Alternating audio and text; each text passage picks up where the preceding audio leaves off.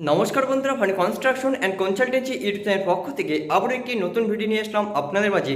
আজকের এই ভিডিওতে আলোচনা করব বন্ধুরা একটি দুতলা বাড়ির কলাম ডিজাইন নিয়ে। একটি দুতলা বাড়ির কলাম সাইজ কত হবে, কলামে কত কয়টি রড লাগবে এবং ল্যাটেরাল টাইস অর্থাৎ আপনারা যেটাকে রিং বলে থাকেন সেটি কত এর হবে, সম্পূর্ণ বিস্তারিত বিষয় নিয়ে আজকের এই ভিডিওতে আলোচনা করব একটি দুতলা বাড়ির কলাম ডিজাইন নিয়ে। আপনারা অনেকেই অনেক প্রশ্ন করে থাকেন যে একটি দুতলা বাড়ির কলাম সাইজ কত দেব, আবার এমনও প্রশ্ন করে থাকেন যে আমি দুতলা বাড়িতে 12 এর 4টি রড প্রোভাইড করেছি, এক্ষেত্রে কি দুতলা করা যাবে।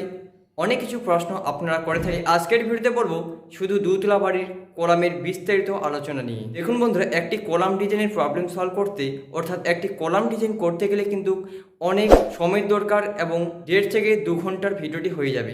একটি কলাম ডিজাইন নির্ভর করে বন্ধুরা একটি বাড়ির লোডের উপর, সেই বাড়ির লোড কি পরিমাণ থাকবে সেই লোডের উপর বেস করেই কিন্তু একটি কলাম ডিজাইন হয়। আপনার বাড়িতে যদি লোড বেশি থাকে তাহলে কিন্তু আপনার কলাম ডিজাইনের থাম্বনেল সেটি চেঞ্জ হবে। আজকের এই ভিডিওটিতে যে কলাম ডিজাইনটি নিয়ে আলোচনা করছি এটি ম্যাক্সিমাম বাড়িতেই কিন্তু ব্যবহার করা হয়ে থাকে একটি দুতলা বাড়ির ক্ষেত্রে। তো চলুন এখন বেশি কথা না বাড়িয়ে মূল ভিডিওতে ফিরে যাই। তার আগে বন্ধুরা, আপনি যদি আমাদের এই চ্যানেলটি নতুন হয়ে থাকেন তাহলে অবশ্যই আমাদের এই চ্যানেলটি সাবস্ক্রাইব করুন, কারণ বাড়ি নির্মাণের একমাত্র সঠিক পরামর্শ দিয়ে থাকে বাংলা এই channel Bhanu construction and consultancy. তাই অতি অবশ্যই আমাদের এই চ্যানেলটি সাবস্ক্রাইব করুন প্রতিনিয়ত ভিডিও দেখার জন্য, কারণ আমরা কিন্তু এই চ্যানেলে প্রতিনিয়ত বাড়ি নির্মাণের নিত্য নতুন পরামর্শ দিয়ে থাকি যেগুলি আপনাদের খুব হেল্পফুল একটি সঠিক নির্ভুল বাড়ি নির্মাণের ক্ষেত্রে। Design of column for 2-story residential building.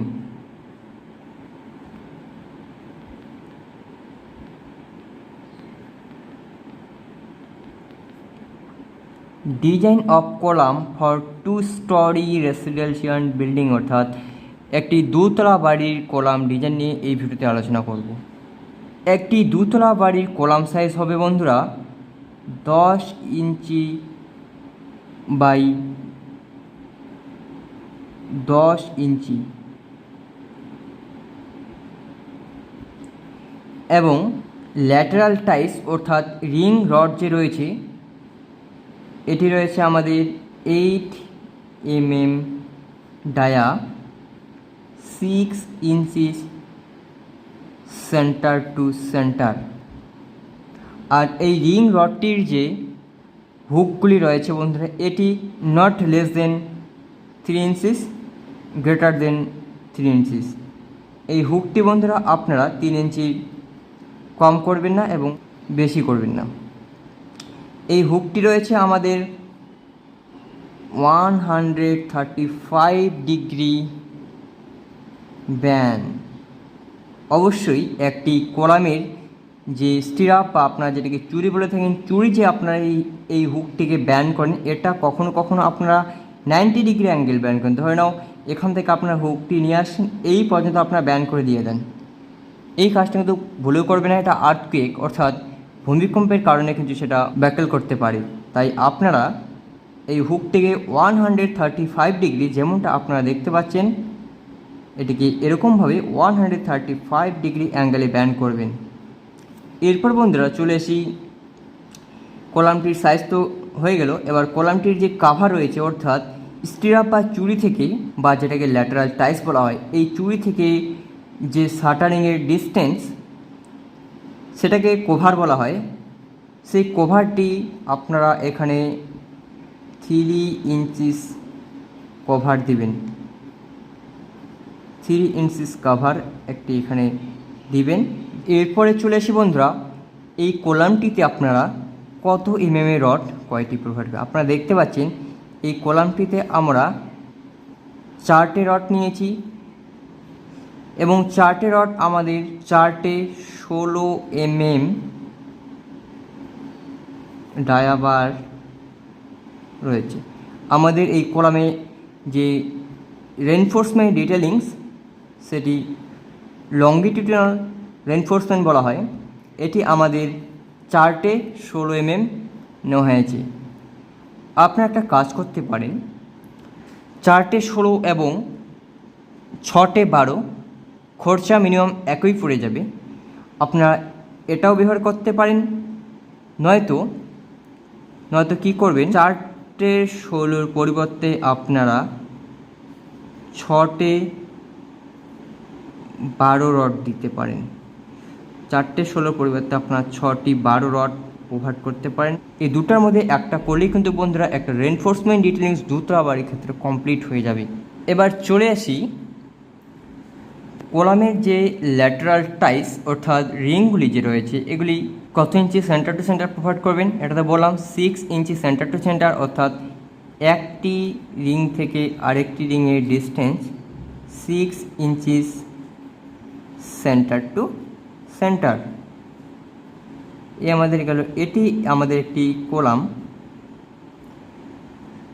এরপর বন্ধুরা এই কলামে কিন্তু ল্যাপিং দেওয়ার প্রয়োজন হয়। এই লংগিটিউডাল রেনফোর্সমেন্ট যে রয়েছে বা রড, সেটিতে কিন্তু ল্যাপিং দেওয়ার প্রয়োজন হয়। তাই আপনারা ল্যাপিংটি কীভাবে প্রোভাইড করবেন, এটি কিন্তু একটি কলাম কাস্টিং করার সময় অত্যন্ত গুরুত্ব দেওয়া উচিত একটি ল্যাপিংয়ের বিষয়ে। ল্যাপিং হচ্ছে বন্ধুরা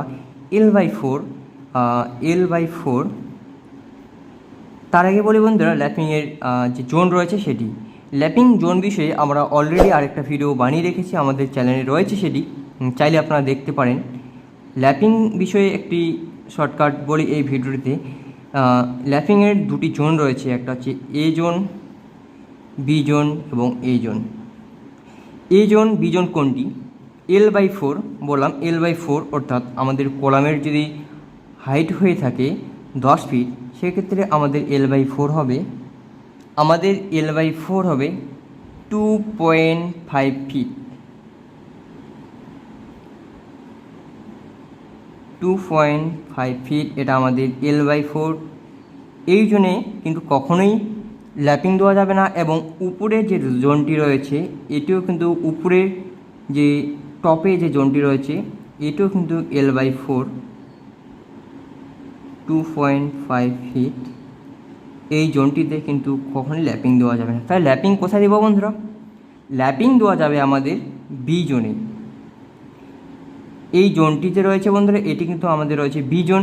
এবং এই জোনটির মধ্যে আবার কোথায় আমরা ল্যাপিংটি প্রোভাইড করবো? তাহলে এই জোনের মধ্যে মিড পয়েন্ট যে কলামটি রয়েছে, অর্থাৎ 10 ফুট দিতে হয়ে থাকে, তাহলে 5 ফিট। তাই 5 ফিটের মাঝখানে আমাদের ল্যাপিং দিতে হবে। এবং ল্যাপিংটি প্রোভাইড করবো কীভাবে দেখাচ্ছি আপনাদের।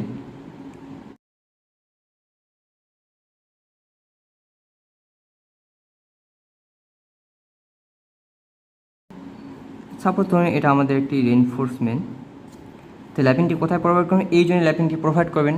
বুঝে গেল ল্যাপিং তাহলে আপনারা কোথায় প্রোভাইড করবেন? এই জন্য আপনারা ল্যাপিংটি প্রোভাইড করবেন। এরপর চলে আসি এই কলামটি কাস্টিং করার সময় আপনারা কত গ্রেডের কংক্রিট ব্যবহার করবেন এবং কত গ্রেডের স্টিল অথবা রড ব্যবহার করবেন। এই কলামটি কাস্টিং করার সময় বা আমরা যখন ডিজাইন করেছি, তখন আমরা ধরে নিয়েছি M20 গ্রেড অফ কংক্রিট এবং লোহার যে গ্রেড রয়েছে সেটা 415 গ্রেড অফ স্টিল। FCK যেটাকে আপনারা বলে থাকেন কংক্রিটের রেশিও বা মস্টার ভাগ, এটি রয়েছে বন্ধুরা M20 grade of concrete. M20 grade of concrete এর যে রেশিও রয়েছে সেটা হচ্ছে 1:1.5:1.5:3। বলে দিই যে এটি যে রেশিও রয়েছে M20 গ্রেড অফ কংক্রিটের, এটি আপনারা যদি সেটার কোনো কিছু একটা জিনিস দিয়ে পরিমাপ করেন, ধরে নিন আপনার একটা বালতি দিয়ে পরিমাপ করছেন, সেক্ষেত্রে আপনি যদি 1 বালতি সিমেন্ট দেন, আপনাকে দিতে হবে 1.5 বালতি বালি এবং 1.5 বালতি পাথর। এটা তো চলে গেল সিমেন্ট স্যান্ড অ্যাগ্রিগেট এর রেশিও। এবার চলে আসি এই M20 গ্রেড অফ কংক্রিটটি বানানোর জন্য আপনাদের যে জলের প্রয়োজন হয় বা জল যে অ্যাড করতে হয়, সেটি কত লিটার ব্যবহার করবেন। এটি কিন্তু একটু ভাইটাল জিনিস কংক্রিট মিক্স করার ক্ষেত্রে। আপনারা অনেক ভুল করে থাকেন যে কংক্রিট মিক্স করার সময় আপনারা জলের যে পরিমাণ সেটাকে বাড়িয়ে দেন, যেটার কারণে আপনাদের হানিকাম আসে না, ফিনিশিং কাজ ভালো হয়। এই সমস্ত কারণে কিন্তু আপনারা এই জলটিকে বেশি ব্যবহার করে থাকেন যাতে ফিনিশিং ভালো হয়। এটি কিন্তু একটি মারাত্মক ইফেক্ট। এর ফলে কিন্তু কংক্রিটের 12টা বাজিয়ে যায়। কংক্রিট কিন্তু আর সেই ক্যারেক্টারিস্টিক কম্প্রেসিভ স্ট্রেংথ সেটি কিন্তু অনেকটি কমে আসে। তাই আপনারা এই জলের যে রেশিও সেটা অবশ্যই ফলো করুন। এক ব্যাগ 50 কেজি সিমেন্টের মধ্যে আপনারা 32 লিটার জল অ্যাড করবেন M20 গ্রেড অফ কংক্রিট বানানোর জন্য। কোনো চ্যানেলেও কিন্তু এটি বলবে না বন্ধুরা। একটি কলাম কাস্টিং করার জন্য সমস্ত কিছু আমি এই চ্যানেলের মাধ্যমে আপনাদের বলছি। আমি সবসময় চাই আপনারা একটি সঠিক নির্ভুল বাড়ি নির্মাণ করুন। এরপরে চলে আসি FE অর্থাৎ লোহা বা রডের যে গ্রেড রয়েছে এটি হচ্ছে 415 গ্রেড অফ স্টিল। এটি মাথায় রাখবেন, 415 গ্রেড অফ স্টিল আপনারা কিনে নিয়ে চলে আসবেন। হয়ে গেল, পারলে একটু স্ক্রিনশট করে নিতে পারেন। তো বন্ধুরা, এই ছিল আমাদের আজকের এই ভিডিওটি যদি আপনার ভালো লেগে থাকে তাহলে অবশ্যই লাইক কমেন্ট শেয়ার করতে একদমই ভুলবেন না। আর আপনি যদি আমাদের এই চ্যানেলে নতুন হয়ে থাকেন তাহলে অবশ্যই আমাদের এই চ্যানেলটি সাবস্ক্রাইব করুন, কারণ বাড়ি নির্মাণের ক্ষেত্রে একমাত্র সঠিক পরামর্শ দিয়ে থাকে বাংলার এই channel Bhanu construction and consultancy. তাই অতি অবশ্যই আমাদের এই চ্যানেলটি সাবস্ক্রাইব করুন পরবর্তী ভিডিওগুলো দেখার জন্য, কারণ আমরা এই চ্যানেলে প্রতিনিয়ত আপনাদের জন্য অনেক খাটনি করে ভিডিও নিয়ে আসি, বা আপনারা যাতে একটি নির্ভুল সঠিক বাড়ি নির্মাণ করতে পারেন তার জন্য। তো আজকের ভিডিওটি এ পর্যন্তই, দেখা হচ্ছে আরেকটি নেক্সট ভিডিওতে। ধন্যবাদ।